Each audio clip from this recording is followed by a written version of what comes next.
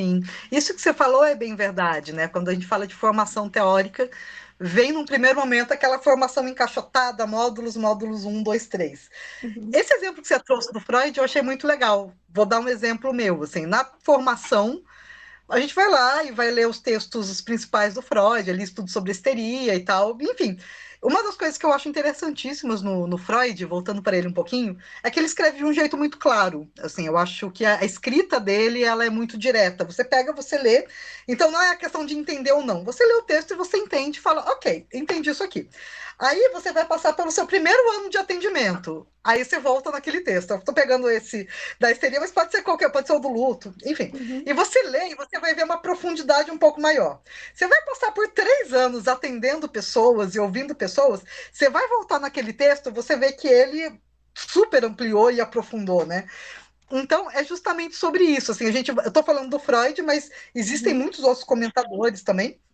Mas eu acho que tem a ver com como esse tripé, eu achei ele muito bem pensado. Ele é uma via de mão dupla, que conforme eu vou estudando, eu consigo atender melhor. Quanto mais eu atendo, mais eu vou entender os textos, e aí eu vou retomar textos, eu vou ampliar meu repertório de escuta, claro que através da teoria e ler os textos formativos e tudo mais, mas o meu repertório de escuta e de percepção do mundo também vai para literatura, também vai para filmes, ainda mais quando a gente está falando de clínica contemporânea, né? Que muitas vezes as pessoas chegam na sala e falam, ah, vi tal filme, eu vi tal música, sei lá o que, no Twitter. Então, tem muitas outras coisas. Quando as pessoas vêm falar, por exemplo, das velocidades, dos tempos desses aplicativos, né? As pessoas estão falando de tempos diferentes. E eu falo, nossa, que curioso. E dá para a gente interpretar esse tipo de situação tão contemporânea, voltando para analistas, por exemplo, não só Freud, né? Pode falar de Winnicott e tudo mais, que são todos esses comentadores que todos eles vão ser muito diferentes entre eles,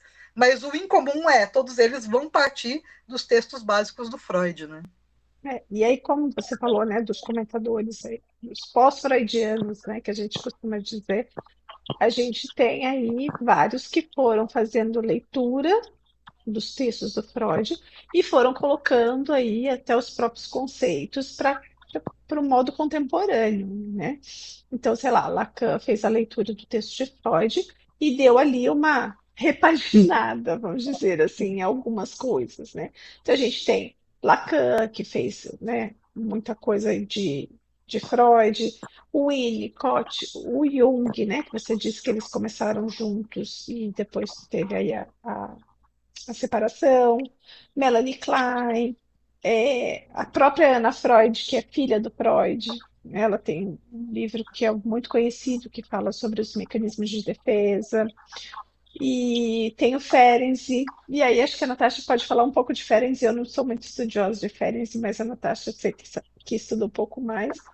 Então, assim, isso são todos leitores e comentadores de Freud. Então, eles, né, pegavam Freud, iniciou lá em 1890.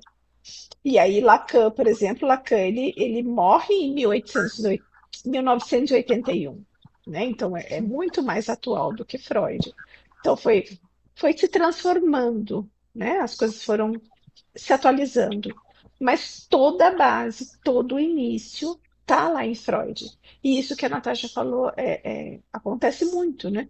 Uma coisa é eu ler o texto quando eu estou estudando, outra coisa é eu ler o texto para tentar entender uma coisa que eu escutei do meu analisando, outra coisa é eu ler o mesmo texto, de eu ter passado por aquilo, né? Então, Uhum. tudo vai mudando. Né? Tudo, eu vou tendo ali um olhar diferente para aquele texto que eu estou lendo.